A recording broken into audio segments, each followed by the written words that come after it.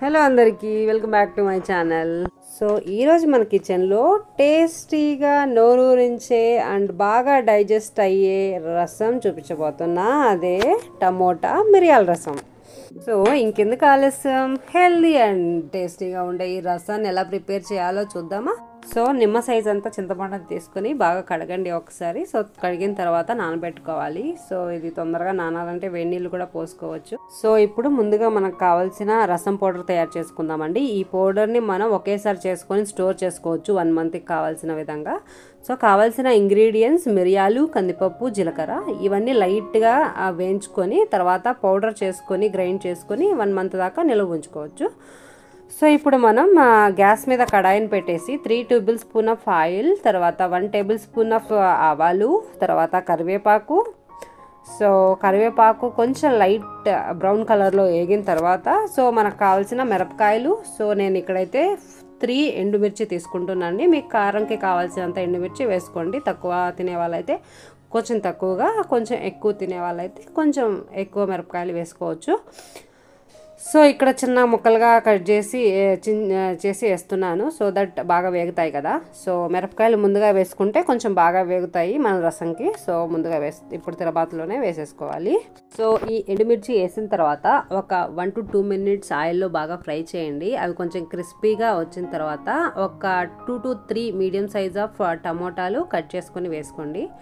So me quantity ఎంత కావాలంటే అంత టమోటాలు వేసుకోవచ్చు. యాక్చువల్గా టమోటా రసం కొంచెం నీళ్ళగా ఉంటేనే బాగుంటుందండి చిక్కగా కన్నా. సో సైడ్ డిష్గా వాడతాం కదా లాస్ట్లో. సో ఈ టమోటాలు వేసిన తర్వాత మంటని మీడియం టు లో పెట్టుకొని 5 to 10 minutes ఆ టమోటాలు బాగా ఫ్రై అవ్వనివ్వండి. కొంచెం మగ్గుతాయి కదా. మగ్గిన తర్వాత సో మనం ఇప్పుడు ఉప్పు వేసుకోవాలి 2 tablespoons అండ్ 1 tablespoon ఆఫ్ పసుపు వేసుకోవాలి. సో వేసుకున్న తర్వాత వెల్లుల్లి తీసుకోవాలి. వెల్లుల్లి కొంచెం ఎక్కువ ఉంటేనే టేస్ట్ బాగుంటుంది రసంలో ఎక్స్పెషలీ. సో 5 to 6 or 10 దాకా తీసుకోవచ్చు. సో ఈ వెల్లుల్లిని కచ్చా పచ్చాగా దంచి తీసుకోండి. మనందరికీ తెలుసు కదా. సో వెల్లుల్లిలో ఎక్కువ యాంటీ బ్యాక్టీరియా గుణాలు ఎక్కువగా ఉంటాయి. ఇది ఇమ్యూనిటీని బూస్ట్ చేయడానికి కూడా బాగా యూజ్ అవుతుందండి. అండ్ ఆల్సో మన బాడీలో ఉన్న జెమ్స్ని సో ఫైట్ చేయడానికి కూడా బాగా యూజ్ అవుతుందండి. సో ఇప్పుడు కొత్తిమీర శుభ్రం చేసుకొని ఇలా చిన్నగా కట్ చేసుకొని వేసుకోండి. సో వేసుకున్న తర్వాత మళ్ళీ 5 minutes. సో 5 minutes మంటని మీడియం ఆర్ లోలో పెట్టుకొని ఫ్రై చేయాలండి. సో ఫ్రై చేసినప్పుడు ఏమవుతుందంటే ఈ పౌడర్ బాగా కుక్ అవుతుంది అనమాట. సో ఆ ఫ్లేవర్ అనేది టమోటా వాటికి బాగా పట్టుకుంటుంది. సో అందుకని 5 to 6 or 10 minutes దాకా ఫ్రై చేసుకోవచ్చు. సో ఎక్కువ మళ్ళీ ఫ్రై చేస్తే మాడే అవకాశం ఉంటుందండి. అది కూడా చెక్ చేసుకొని మధ్య మధ్యలో ఇలాగా మనం కలియబెడుతూ ఉండాలి.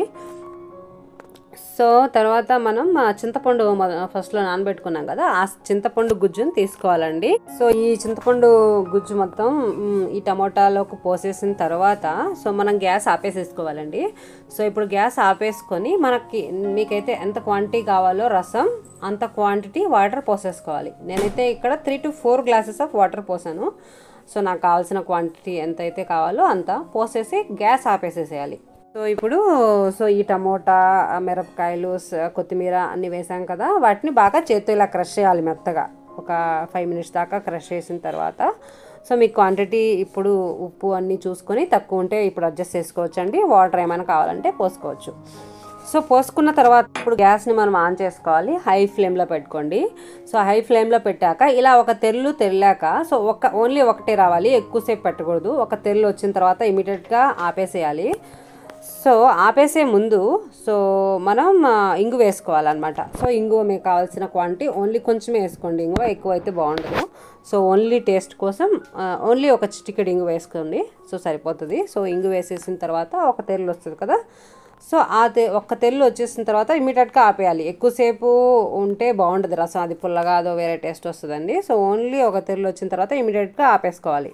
సో ఆపేసాక ఇంకేముంది, మన హెల్దీ అండ్ టేస్టీ రసం is ready to eat. So ఇది వేడి వేడి అన్నంలోకి చాలా బాగుంటుందండి. ఒకసారి ఖచ్చితంగా ట్రై చేయండి. సో రసం చాలామంది చాలా వెరైటీస్గా చేస్తారండి, కానీ ఈ రసం చాలా వెరైటీ, ఎందుకంటే చాలా బాగుంటుంది. సో నేను కూడా ఇది నా మ్యారేజ్ అయిన తర్వాతే నేర్చుకున్నాను. సో ఖచ్చితంగా ట్రై చేసి ఎలా ఉందో మీ కమెంట్స్ మాత్రం చెప్పడం మర్చిపోకండి. Thank you so much for watching this video.